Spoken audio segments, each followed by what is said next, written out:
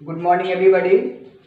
तो हम लोग आज जो है से पहले पढ़ा चुके हैं चैप्टर वाइज, और ये इलेक्ट्रोस्टैटिक्स हमने पढ़ा रहा था और इलेक्ट्रोस्टैटिक्स में कैपेसिटर तक हम पढ़ा दिए थे। लेकिन कुछ बच्चा का ये डिमांड आया कि सर मेरा ये चीज़ छूट गया है, हम उसको नहीं कर पाए।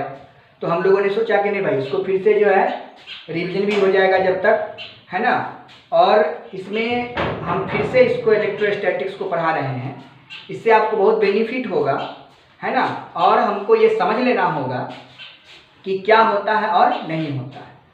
तो सबसे जो इलेक्ट्रोस्टैटिक्स का जो पढ़ना है, इलेक्ट्रोस्टैटिक्स जो हमको पढ़ना है उसके बारे में हम आज आपको बताएंगे। तो उसको इलेक्ट्रोस्टैटिक्स आया कहाँ से, उसके बारे में जानेंगे। तो इलेक्ट्रोस्टैटिक्स जो आया है वो आया है इलेक्ट्रोमैग्नेटिज्म से, क्योंकि इलेक्ट्रोस्टैटिक्स यह इलेक्ट्रोमैग्नेटिज्म का एक पार्ट है। तो इसी के बारे में मैंने लिखा है कि इलेक्ट्रोमैग्नेटिज्म आपको जो पढ़ना है वो इलेक्ट्रोमैग्नेटिज्म पढ़ना है। और इलेक्ट्रोमैग्नेटिज्म में को मैंने दो भागों में बांट दिया है, पहला इलेक्ट्रोस्टैटिक्स और दूसरा इलेक्ट्रोडायनेमिक्स। समझने की बात है, बहुत इजी चीज़ है, इसको समझ लीजिए। अब इलेक्ट्रोस्टैटिक्स में क्या क्या पढ़ना है, तो पढ़ना है इलेक्ट्रिक चार्ज एंड फील्ड, ये चीज। इलेक्ट्रोस्टैटिक्स का फर्स्ट चैप्टर है इलेक्ट्रिक चार्ज एंड फील्ड। तो इलेक्ट्रिक चार्ज एंड फील्ड में क्या क्या पढ़ना है, electric charge, electric field and potential, Gauss's theorem और कैपेसिटर, ये चार चीज। इलेक्ट्रोस्टैटिक्स का ये चार पार्ट हुआ, और इलेक्ट्रोडायनेमिक्स का ये तीन पार्ट हुआ, इलेक्ट्रिक करंट, मैग्नेटिज्म और अर्थ मैग्नेटिज्म। ये कुल मिला के अगर ये आपका चार और इधर ये तीन चैप्टर को अगर आप समाप्त कर लेते हो तो फिजिक्स का जो फर्स्ट पार्ट है, फिजिक्स का दो वॉल्यूम है, आपको पता होना चाहिए। 12th में दो वॉल्यूम आपको पढ़ना है, वॉल्यूम फर्स्ट और वॉल्यूम सेकेंड। तो वॉल्यूम फर्स्ट में आपको पढ़ना है इलेक्ट्रोमैग्नेटिज्म, और सेकेंड वॉल्यूम में जो पढ़ना है वो वेव ऑप्टिक्स और मॉडर्न फिजिक्स। तो वेव ऑप्टिक्स के बाद बारे में हम अभी नहीं बता रहे हैं, और नहीं आपको हम मॉडर्न फिजिक्स के बारे में बता रहे हैं। तीन पार्ट बांट दिया गया है, जिसमें फर्स्ट पार्ट है इलेक्ट्रोमैग्नेटिज्म, और इलेक्ट्रोमैग्नेटिज्म का जो पार्ट आपको हम पढ़ाने जा रहे हैं वो है आपका इलेक्ट्रोस्टैटिक्स। ये सेकेंड फेज में आएगा और ये फर्स्ट फेज में आएगा। तो फर्स्ट फेज का जो इलेक्ट्रोस्टैटिक्स है, तो इलेक्ट्रोस्टैटिक्स जो है उसमें क्या क्या पढ़ना है वो आपको चार चैप्टर के बारे में बता दिए, electric charge, electric field and potential, Gauss's theorem और कैपेसिटर, ये चार पार्ट हो गए। अब इसमें हमको जो इलेक्ट्रोस्टैटिक्स में जो पढ़ना है वह रेस्ट चार्ज के बारे में पढ़ना है, रेस्ट चार्ज के बारे में पढ़ना है। और इसमें जो पढ़ना है चार्ज इन मोशन,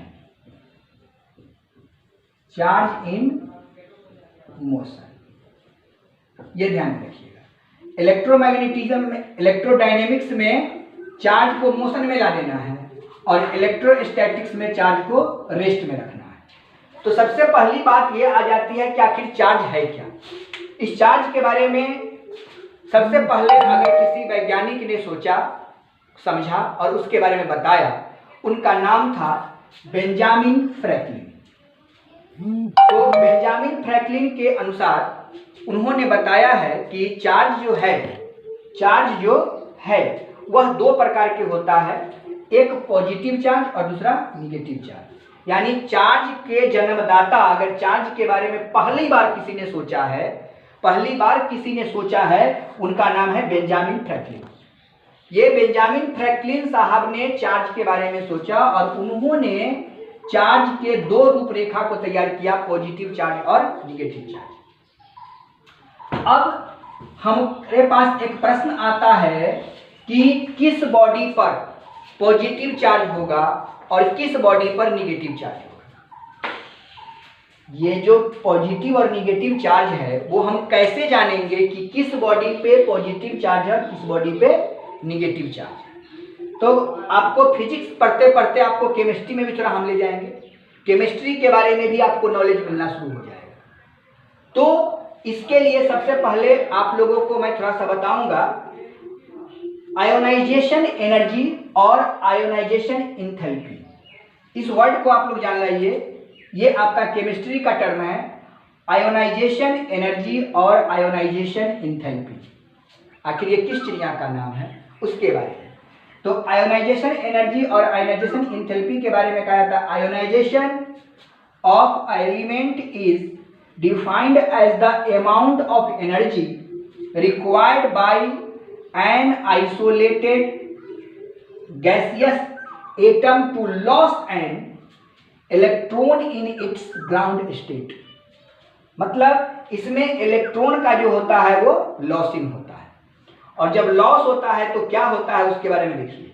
जब कोई बॉडी से इलेक्ट्रॉन निकलने लगा, इलेक्ट्रॉन लॉस हो रहा है, तो निश्चित तौर पर हर बॉडी के पास इलेक्ट्रॉन और प्रोटॉन मौजूद है। उसमें से अगर इलेक्ट्रॉन लॉस करा देंगे तो जाहिर सी बात है कि उसमें प्रोटॉन बच जाएगा, उस पर पॉजिटिव बच जाएगा। इलेक्ट्रॉन निकल जाएगा तो वहाँ पे पॉजिटिव हो जाएगा। तो ये आयोनाइजेशन इंथैल्पी जो है ये इसी का नाम है। तो आयोनाइजेशन इंथैल्पी के माध्यम से आपको हम पॉजिटिव और निगेटिव चार्ज के बारे में बताएंगे कि आखिर आयोनाइजेशन इंथैल्पी में क्या होता है कि किसी बॉडी पे पॉजिटिव और निगेटिव चार्ज को हम लोग देखने लगते हैं। चलिए, तो उसके बारे में समझेंगे हम लोग। इसके बारे में थोड़ा सा देखिए, यूनिट ऑफ आयोनाइजेशन एनर्जी, ये मेडिकल में क्वेश्चन पूछ चुका है कि यूनिट ऑफ आयोनाइजेशन एनर्जी का यूनिट क्या होता है। तो आप लोग याद कर लीजिए, यहाँ पर केल्विन जूल पर मोल होता है, ठीक है। ये आपका इसका यूनिट हो गया। तो इस यूनिट को आप लोग ध्यान में रखिएगा। और चार्ज के बारे में सबसे पहले अगर किसी ने बताया वो कौन थे, बेंजामिन फ्रैंकलिन। यहां से दो ऑब्जेक्टिव क्वेश्चन बनता है, बेंजामिन फ्रैंकलिन। ये दो चीज को आपको ध्यान में रखना है। तो हम चर्चा कर रहे थे कि किस बॉडी पे पॉजिटिव और निगेटिव चार्ज होगा, उसके बारे में हमको चर्चा करना है।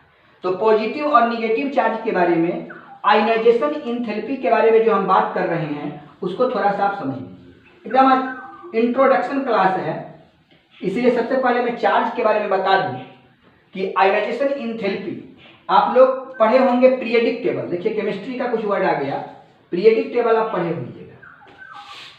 ये होता है अलोंग द पीरियड और ये होता है ग्रुप द पीरियड। ये ग्रुप होता है और ये पीरियड होता है, आप लोग को पता है। तो अगर हम लोग एलोंग द पीरियड की बात करें तो इसका आयोनाइजेशन इंथैल्पी क्या करेगा, इंक्रीज करेगा।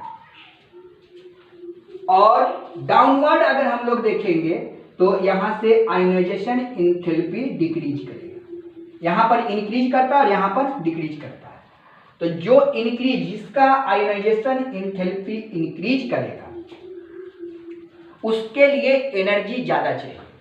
उसमें एनर्जी क्या चाहिए, ज्यादा। एनर्जी क्या होना चाहिए, ज्यादा होना चाहिए। और इसका एनर्जी जो होता है वो, इसका एनर्जी मोर एनर्जी लगेगा और इसका एनर्जी जो होगा लॉस होगा, लॉस एनर्जी। अब सोचने वाली बात है, एनर्जी अगर लॉस होगा तो उसका आयोनाइजेशन इंथैल्पी क्या होगा, कम होगा। एनर्जी लॉस होगा तो आयोनाइजेशन इंथैल्पी कम होगा। और अगर आयोनाइजेशन इंथैल्पी कम होगा तो आप समझ लीजिए वहां से इलेक्ट्रॉन टूट के निकल जाएगा। किसी एटम पे हम जानते हैं कि एटम अगर है तो एटम के न्यूक्लियस में क्या होता है, एटम के न्यूक्लियस में आपका प्रोटॉन और न्यूट्रॉन होता है और इसके चारों तरफ क्या होता है, इलेक्ट्रॉन होता है। ये क्लियर है, केमिस्ट्री में आप लोग पढ़े होइएगा। तो जिसका आयोनाइजेशन इंथैल्पी कम होगा, गौर कीजिए इस बात पे, जिसका आयोनाइजेशन इंथैल्पी कम होगा उसका इलेक्ट्रॉन लॉस कर जाएगा। जिस एटम का आयोनाइजेशन एनर्जी, आयोनाइजेशन इंथैल्पी या आयोनाइजेशन एनर्जी कम होगा, जिस एटम का आयोनाइजेशन इंथैल्पी और आयोनाइजेशन एनर्जी कम होगा उससे इलेक्ट्रॉन लॉस होगा। इलेक्ट्रॉन वहां से लॉस हो जाएगा। यहां से ऑब्जेक्टिव क्वेश्चन बनता है कि किस कारण से इलेक्ट्रॉन लॉस होता है, किस कारण से इलेक्ट्रॉन ट्रांसफर कर जाता है। तो लिखिएगा कि जिसका आयनाइजेशन एंथैल्पी कम होगा उससे इलेक्ट्रॉन बाहर हो जाएगा, निकल जाएगा, टूट जाएगा, और जिसका आयनाइजेशन एंथैल्पी ज्यादा होगा, आयनाइजेशन एंथैल्पी जिस एटम का ज्यादा होगा वहां से इलेक्ट्रॉन रिलीज नहीं होगा, वहां से इलेक्ट्रॉन ट्रांसफर नहीं होगा। क्लियर है? तो जिसका आयनाइजेशन एनर्जी या आयनाइजेशन एंथैल्पी कम होगा जिस एटम का, वहां से इलेक्ट्रॉन क्या करेगा, लॉस करेगा। और जहां से इलेक्ट्रॉन लॉस करेगा तो इलेक्ट्रॉन मतलब निगेटिव चार्ज और प्रोटॉन मतलब पॉजिटिव चार्ज, और इलेक्ट्रॉन अगर लॉस कर रहा है तो समझिए कि यहां इस बॉडी पर अब क्या बच जाएगा, पॉजिटिव चार्ज बच जाएगा।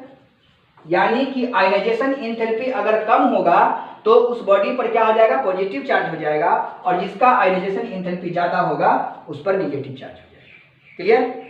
तो यहाँ आयनाइजेशन एंथैल्पी एक बहुत बड़ा काम करता है किसी एटम के लिए कि अगर इलेक्ट्रॉन निकल रहा है तो उस पर पॉजिटिव चार्ज हो जाएगा, और अगर इलेक्ट्रॉन गेन कर रहा है तो वो निगेटिव चार्ज हो जाएगा।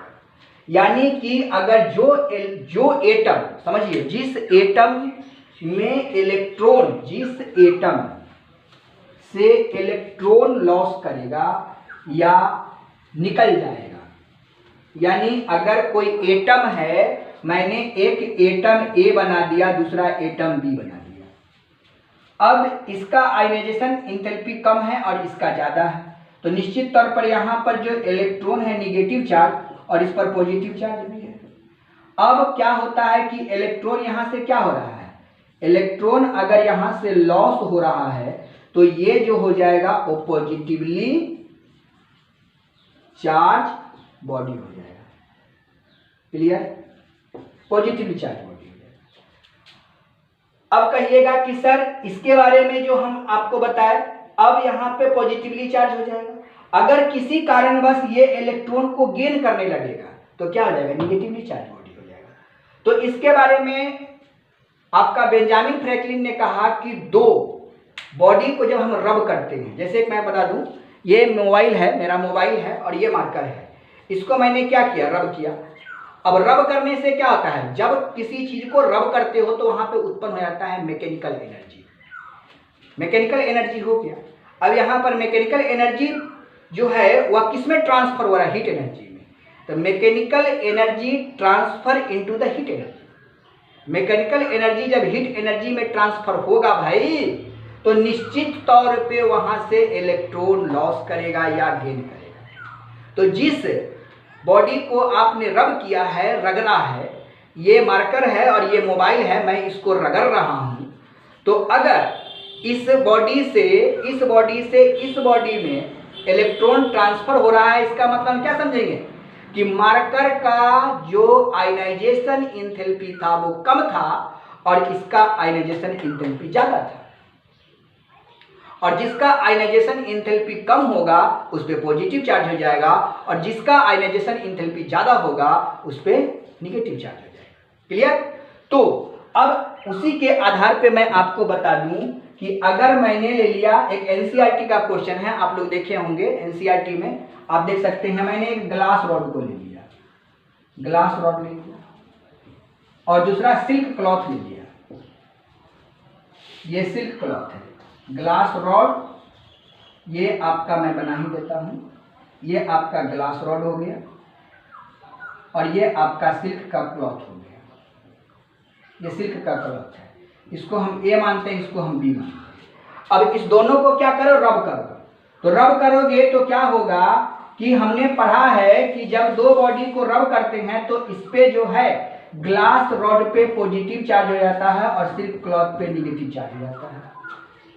ग्लास रॉड और सिल्क क्लॉथ को रब करोगे तो ग्लास रॉड पे पॉजिटिव चार्ज हो जाएगा और सिल्क क्लॉथ पे निगेटिव चार्ज आएगा। तो भाई मुझे जल्दी बताओ कि किसका आयनाइजेशन एंथैल्पी कम होगा, ग्लास रॉड का या सिल्क क्लॉथ का? ग्लास रॉड का आयनाइजेशन एंथैल्पी कम होगा, और इसी कारण से इस पर कौन सा चार्ज हो गया, पॉजिटिव चार्ज हो गया।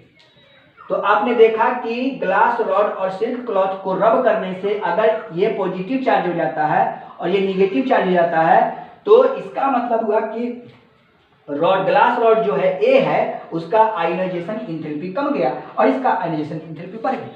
तो ऑब्जेक्टिव क्वेश्चन पूछेगा कि when a two body rub to each other then the transformation of electron A to B, then ionization enthalpy less और gain on the body A और बी। तो आप क्या लिखोगे कि अगर दो बॉडी को रब करने से अगर इस पर निगेटिव चार्ज हो गया, इस पे पॉजिटिव चार्ज हो गया, तो ऑब्जेक्टिव क्वेश्चन में रहेगा तो आपको लिखना होगा कि आयोनाइजेशन इंथैल्पी किस पे कम हुआ, तो ए पर, यानी आयोनाइजेशन इंथैल्पी ए पर कम हो गया, इसीलिए इस पर पॉजिटिव चार्ज हो गया। तो आयोनाइजेशन इंथैल्पी कम होने का मतलब क्या हुआ, एक चीज और यहां से ऑब्जेक्टिव क्वेश्चन बना कि आयोनाइजेशन इंथैल्पी कम होगा जिस बॉडी का, उस पे तो पॉजिटिव चार्ज हो जाएगा। एक क्वेश्चन तो ये हुआ।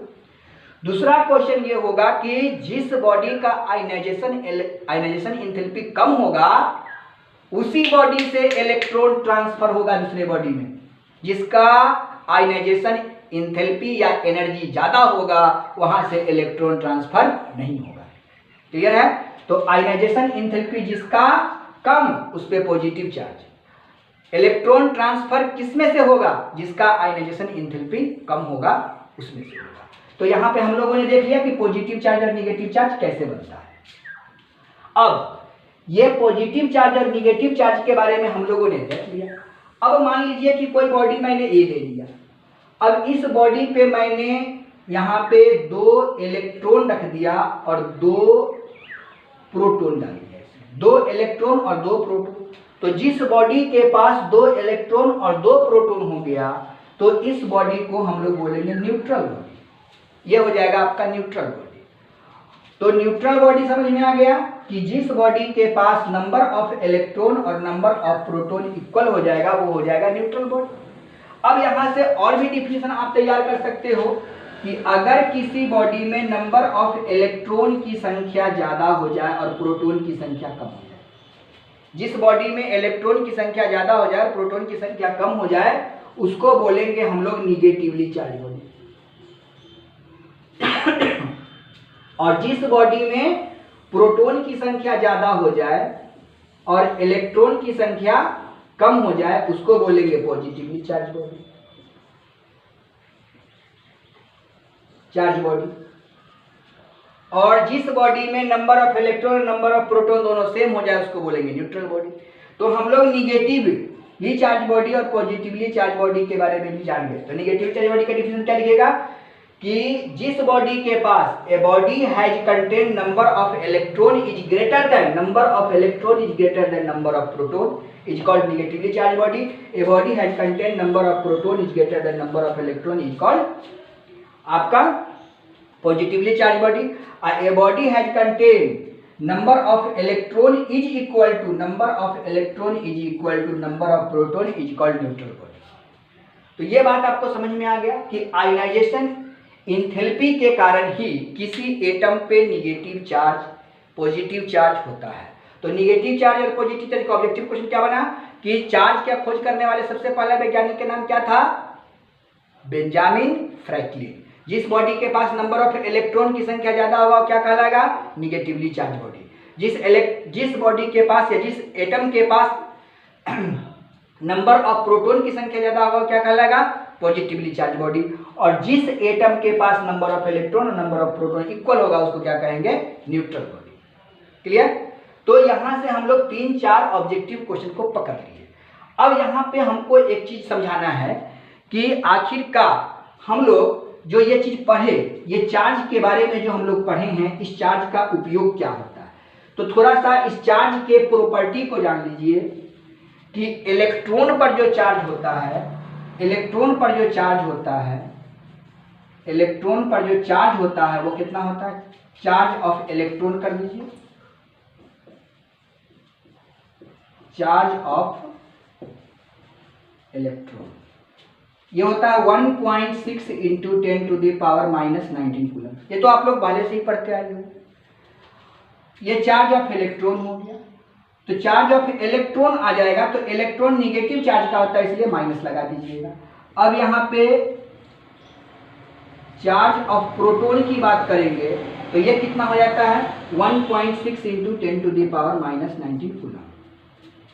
ये दोनों आपको ध्यान में रखना है कि चार्ज ऑफ इलेक्ट्रॉन और चार्ज ऑफ प्रोटॉन। अब यहां पर एक चीज आ जाता है mass of electron. Mass of electron इसको याद कर लेंगे। मास ऑफ इलेक्ट्रॉन होता है 9.1 इंटू 10⁻31 kg और मास ऑफ प्रोटॉन जो हो जाएगा वो हो जाएगा 1.67 इंटू 10⁻⁻27 kg। ये दोनों चीज आपको याद रखिएगा। इस चार चीज का न्यूमेरिकल्स बनाने में बहुत उपयोग होता है, तो इसको आप लोग को याद रखना पड़ेगा। ये चीज आपको याद कर लेंगे, बहुत फायदेमंद चीज है। अब इसके बारे में हम लोग थोड़ा सा और डिस्कस करेंगे। अभी तुरंत हम बताते हैं आपको कि इसके बारे में क्या करते हैं। चलिए ध्यान दीजिए।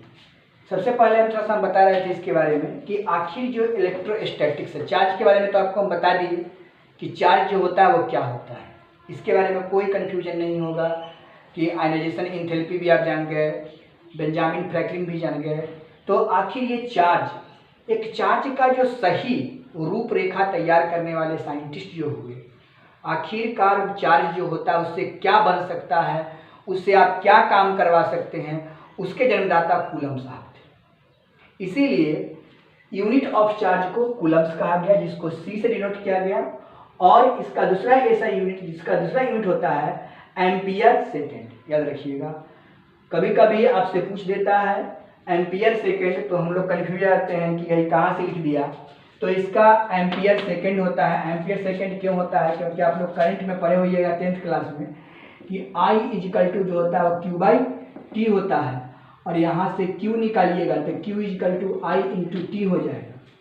और करंट का यूनिट होता है एम्पियर और टाइम का होता है सेकेंड, इसलिए होता है एम्पियर सेकेंड। तो ये बात समझ गया।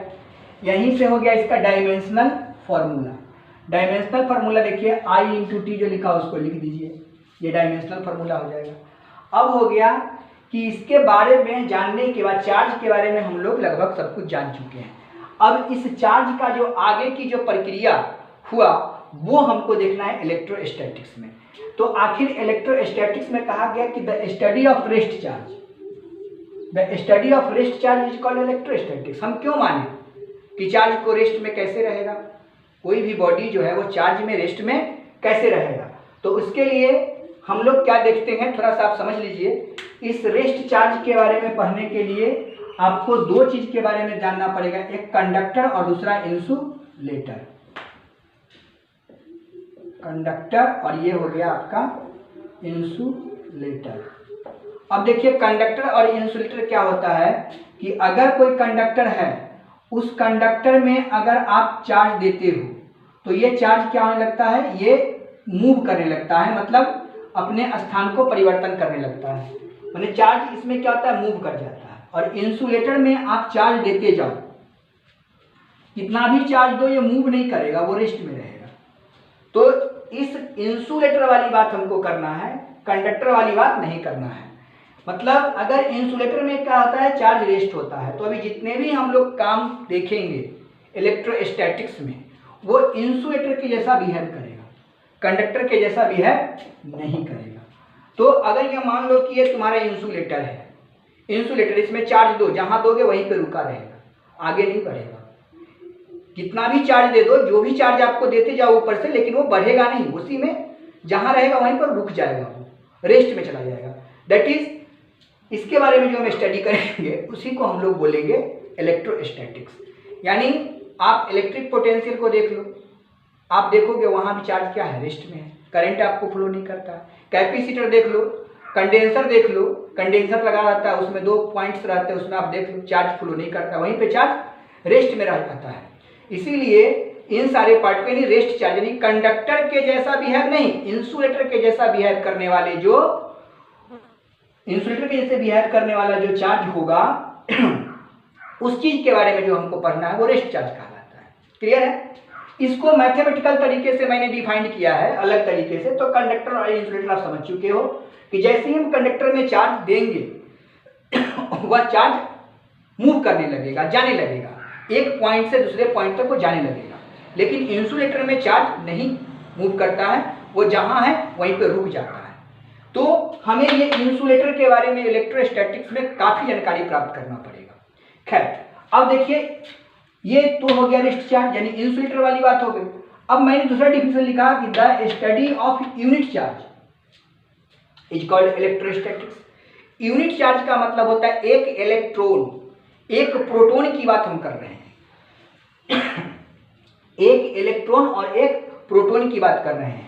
तो एक इलेक्ट्रॉन जो होता है वह भी रेस्ट में होता है। इसको मैथमेटिकल तरीके से हम समझाते हैं कि the unit charge is said to be the value of one electron और वन प्रोटॉन। अब एक इलेक्ट्रॉन का वैल्यू आपको पता है 1.6 into 10 to the power -19 coulomb. अब मैंने इसको सॉल्व किया मैथमेटिकल तरीके से, तो 19 पावर है तो नीचे आके 19 हो जाएगा। और आप लोग मैथ में पढ़ चुके हो कि अगर 0.00030 के बाद अगर कोई अंक होता है तो उसको हम लोग 0 के बराबर मानते हैं। किसके बराबर मानते हैं? 0 के बराबर। जरा गौर कीजिए, मैथमेटिकल कैलकुलेशन किया मैंने 1.6 इंटू इतना तोड़ दिया तो 10 के पावर 19 का मतलब कि 1 पर 19 शून्य, तो 1 पर मैंने 19 शून्य रख दिया। अब ये पॉइंट को हटाए हैं तो 1 शून्य और गया, 20 हो गया। अब जरा गौर कीजिए कि ये जो दशमलव इस पे हम सॉल्यूशन करेंगे मैथ में तो 0.000 क्या होगा?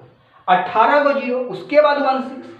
अब आप मुझे बताइए कि मैथ कहता है कि पॉइंट के बाद 3 0 हो जाता है तो उसका वैल्यू 0 के बराबर मान लो। हो जाता है ऑटोमेटिकली। तो 18 0 के बाद 16 है तो इसका वैल्यू 5 होगा, इसका वैल्यू 4 होगा। अरे इसका वैल्यू भी कितना होगा? 0 होगा। और जिस बॉडी पे चार्ज हो गया 0 वो हो गया बॉडी न्यूट्रल। मतलब क्या हो गया? रेस्ट हो गया, उसमें से न चार्ज निकलेगा न चार्ज मूव करेगा, न इधर जाएगा ना उधर जाएगा, यानी क्या हो गया? रेस्ट हो गया।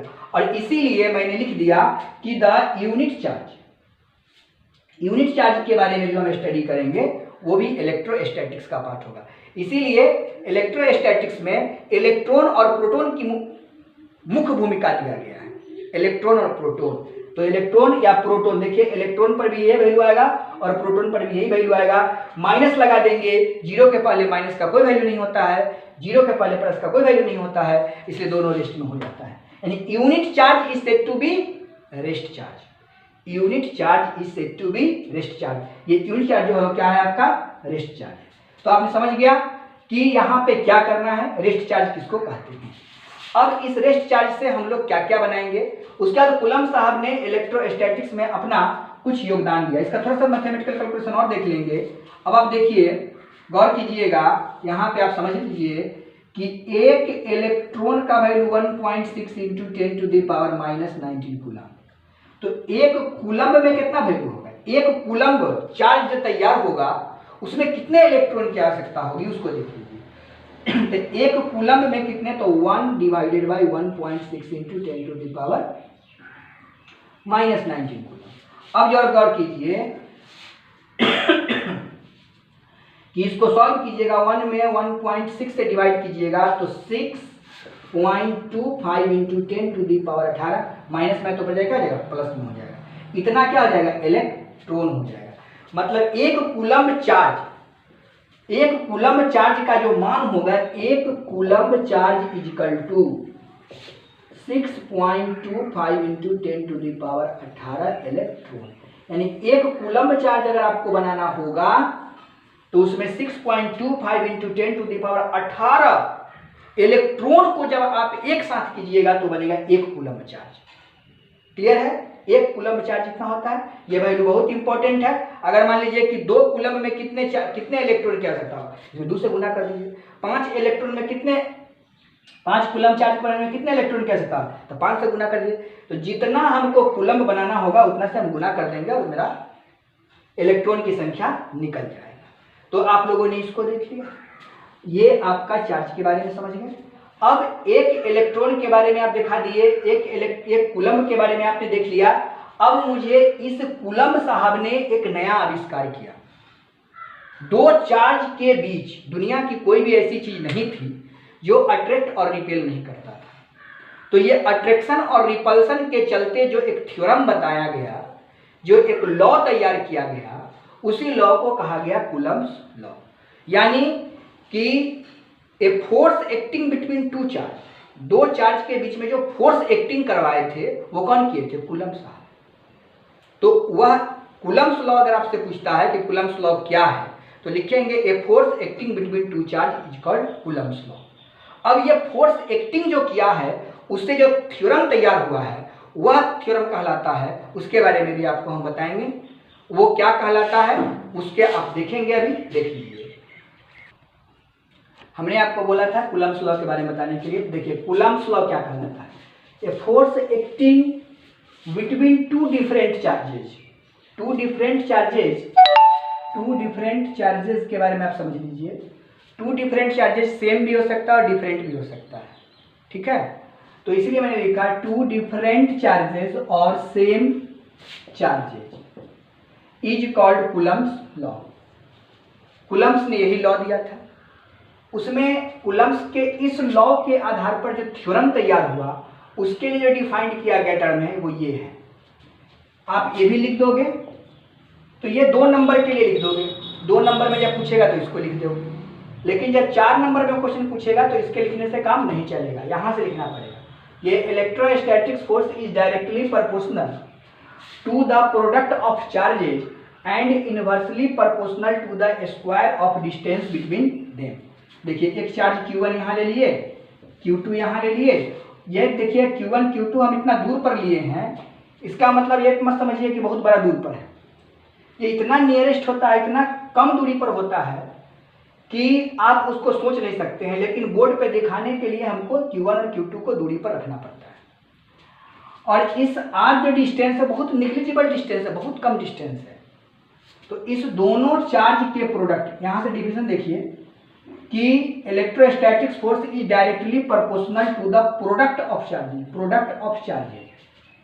इलेक्ट्रोस्टैटिक्स फोर्स को एक ही से डिनोट करते हैं, डायरेक्टली प्रोपोर्शनल के साइन हो गया, प्रोडक्ट ऑफ चार्जेज तो Q1 इंटू Q2 गुना कर दिए, प्रोडक्ट हो गया।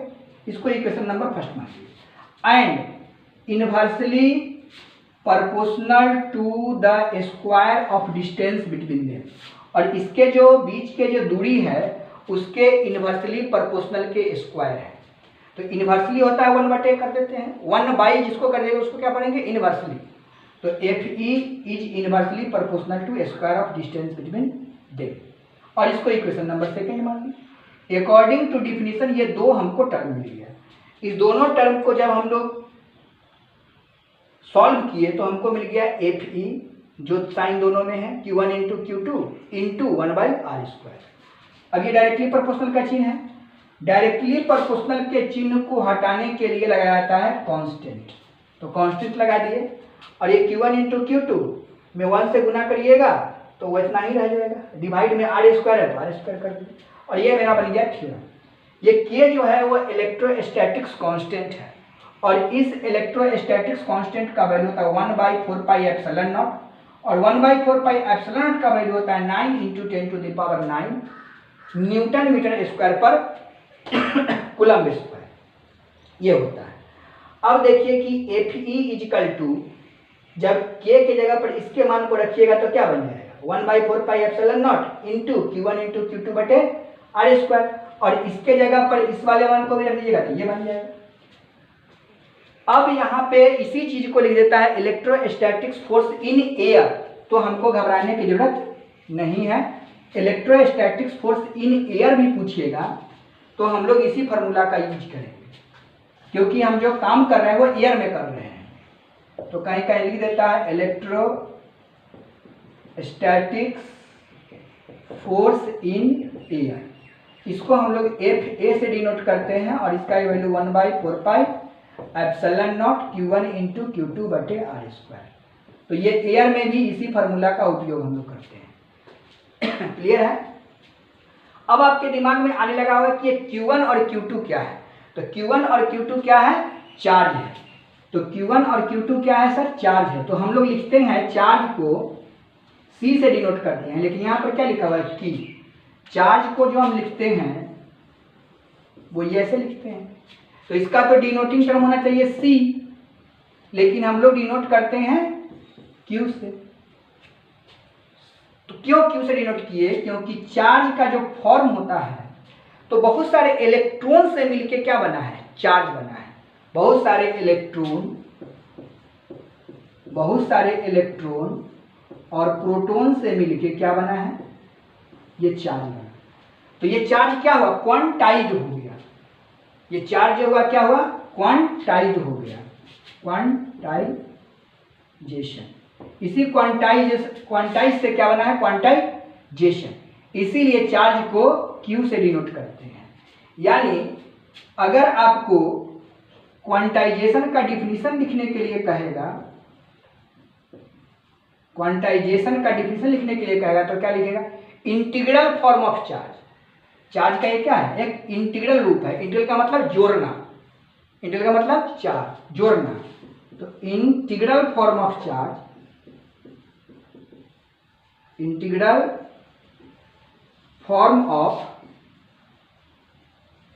Charge is called quantization.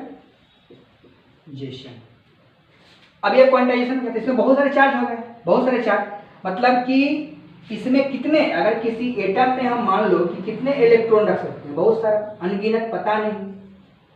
तो अगर मान लीजिए इसमें n इलेक्ट्रॉन हो गया, कितना इलेक्ट्रॉन हो गया? n electron.